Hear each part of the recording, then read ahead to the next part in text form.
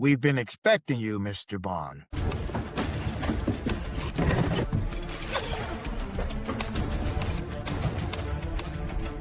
Welcome to the man cave. Hey everyone, back in January, I did a video about my top 3 James Bonds movies. They were Tomorrow Never Dies, The Spy Who Loves Me, and From Russia with Love. In that order. And that was a lot of fun because I enjoy James Bond for multiple reasons. I think I shared it in the video. It was something I could do with my father. It was just pure escapism. James Bond.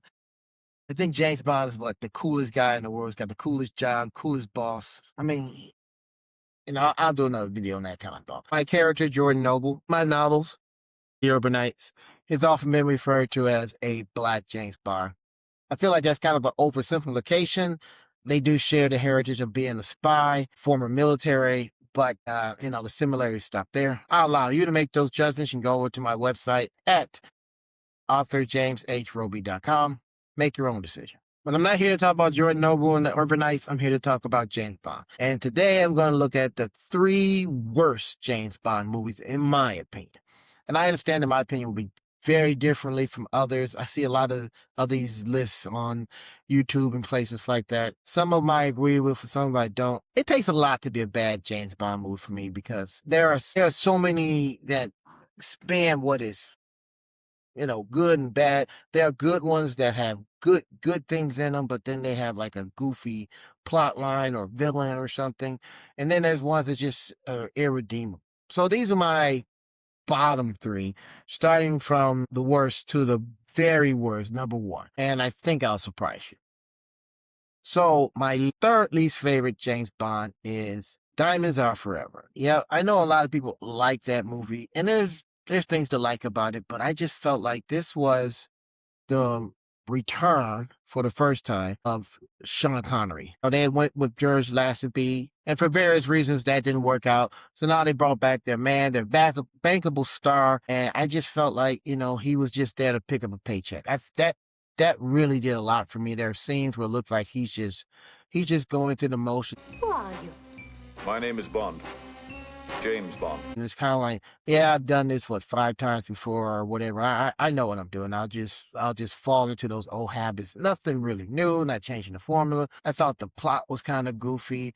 I thought this wasn't like James Bond or Sean Connery's last movie. This was just a James Bond movie. And I thought that, the way they handled Blofeld was kind of like almost comical. There was a lot of comedy throughout all of it. And, there's always comedy in James Bond for different degrees. But this one I thought, went kind of ridiculous. And I think they were really setting us up for the Roger Moore era. I felt like, Blofeld was this international terrorist and had a Spectre and was, feared all over the world. And he's reduced to dressing up like a woman in the back of a taxi cab to get away. I mean, I thought that was ridiculous. I like the idea of the 2, I can't remember their names now, the 2 gay assassins, but I thought they played that for laugh instead of like just, they just happen to be gay. But it was a different time, and that's how they handle those kind of situations. I thought Bambi and Thumper was a little over the top. It seemed like there were a lot of things and more like, this is something that James Bond would do. Bambi and Thumper, him driving that moon vehicle.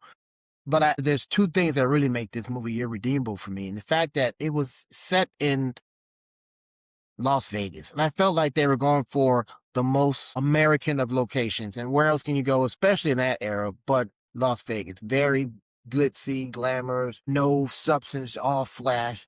And it just felt kind of, I don't think it aged well. And the other thing was the infamous stage stunt where they, he puts a Mustang up on 2 wheels, and while he's in the stunt, he changes the 2 wheels to match the camera angle on the back. I guess it was too much for them to reshoot the shot. Maybe people had left and no one had picked it up. I don't know, but it's pretty glaring. It's kind of like, oh, come on, dude. It just seemed like the entire project was just like, let's just get this done. The second one is A View to a Kill with Roger Moore. And let me tell you, for a while there, Roger Moore was going through this thing of, this is my last Bond. Well, his last Bond should have been his last Bond. This is pretty bad. And this is a movie that also hasn't aged well, primarily because it's grounded in a particular time period, that being the early 80s, where, you know, I remember The Man with the Golden Gun was very focused on the energy crisis that happened in the late 70s. Mr. Scaramanga was going to be involved in that and had an input in that and this solar powered device and all that kind of stuff. This one was very much on the rise of computers and the importance of Silicon Valley and the threat here that our villain is going to flood Silicon Valley, except for his company, and he'll corner the computer chip market. And I guess that's okay, but it was just the way that they handled it. Bond is back in America. And for me, that just kind of took away some of the mystique and the magic of James Bond. It's like, yeah, I can go there myself. And I guess that's not fair, particularly people who haven't been to Silicon Valley and California and that kind of stuff. I get it. But for me, it just kind of lost its luster. He's in a relatively normal place for me. Instead of something that was, exciting or interesting or whatever. Beyond that, I thought that Roger Moore was pretty much out of tricks by now, and he was just relying on pure comedy. Now Roger Moore was a good pick for James Bond, I feel. I recognized Roger Moore before as the Saint. I hadn't seen, at the point when I first seen this movie, A View to a Kill, I hadn't seen any of the Saints. But since then, I've seen the Saint, and I realized they brought a lot of that characteristics into the new James Bond, which is kind of like good and bad because it's this thing of, do we make him more like the Saint? Whatever, that's a whole different conversation. But it seemed like at this point in his career, it was really like, he was like Sean Connery in Diamonds Are Forever. Let's just get this over with. He looked tired. He had obviously had work done in his eyes, so he's going through the whole thing looking like this. There was just some real goofiness. He's driving to San Francisco in a fire truck, and the bird shots and everything. But what was really striking for me was like how young the Bond girl was and how old he was. I mean, I don't know, but I think that's the greatest distance between an age from a Bond girl to a James Bond himself. And I think one of the most tragic things about this movie is the fact that it had Christopher freaking Walker, man. I mean, the guy was born to be a Bond villain, and they just played him for laugh. I think they did the same thing in Batman Returns. They just played him for laugh. There is a humorous aspect to his characteristics and his portrayal of villains, but I don't think you have to go so deeply into that. There is a kind of thing where he can be quite menacing when he's quiet and really kind of, let the scene play instead of him just chewing up scenery. I think about, what was the movie? I'll put it up here, where he was kidnapped by these, young upstarts, and he just being him, he just scares the hell out of them. But this one, they tried too hard to make him comedic, and he just seemed like a goofball. So, for those and many stated and unstated reasons, that's my second worst. Now, number one, and this is on a lot of people's lists, and really what this whole list is about is like trying to figure out which one goes where.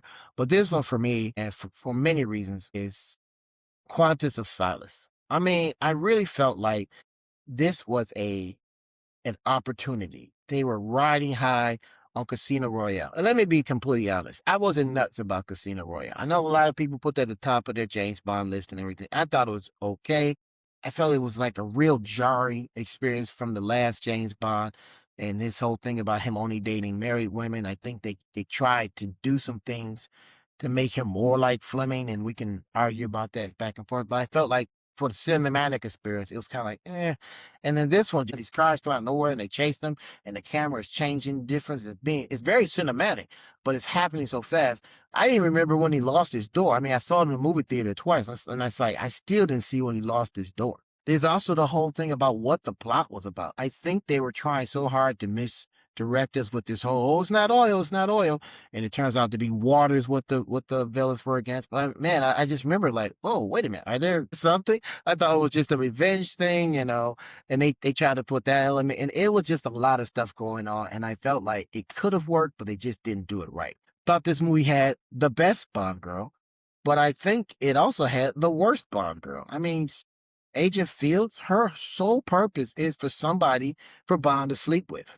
I really feel like they said, oh crap, we made this movie and Bond haven't had sex yet. Let's just throw in this agent, because she does nothing. Her death is interesting because it's reminiscent of Goldfinger's Gold Painted Girl. That was cool visually, but it was pointless. There are Bonds all over the place. Is he on a mission? Is he gone rogue? At what point does he go rogue? At what point does M know that he went rogue because she tracks him and she tracks his credit cards, but she doesn't do anything? I don't know. I just didn't like this movie. I really felt like this was a movie that had a lot of potential, especially given the momentum behind Casino Royale. Even though it wasn't my particular favorite, but I know a lot of people liked it. I thought that Daniel Craig hadn't quite got his Bond formula down yet. I think Skyfall really, boy, he's the man. But this one was still kind of like all over the place.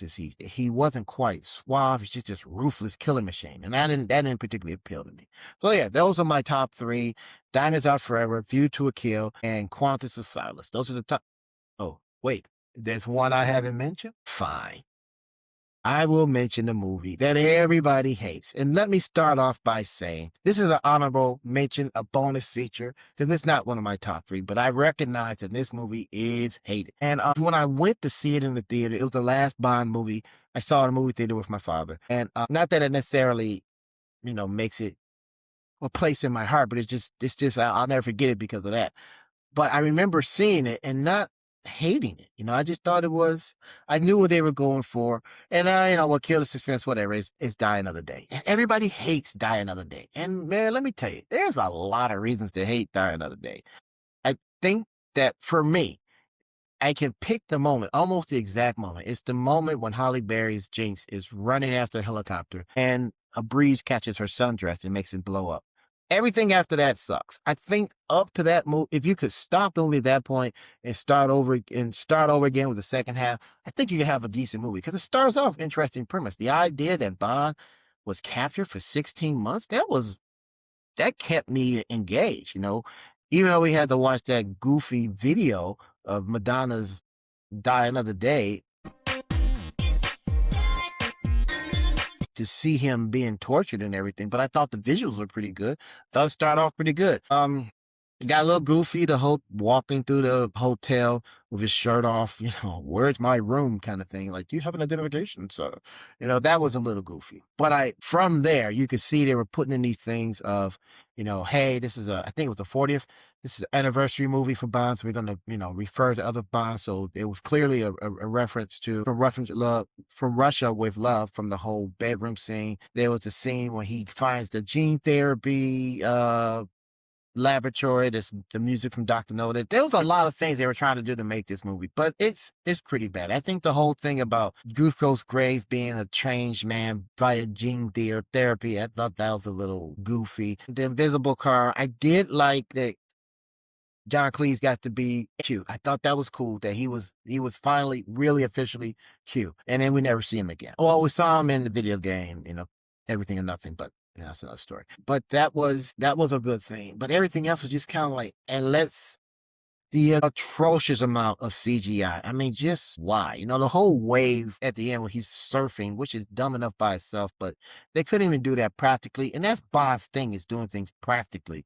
And they got this horrible special effects. It was just bad. So yeah, I recognize that Die Another Day is a hated movie, but I don't personally find it in my top three. My top three will remain Diamonds Are Forever, View to a Kill, and Quantum of Solace. But I'm providing a public service, and therefore I am bending to the public's will and recognizing that Die Another Day is pretty bad.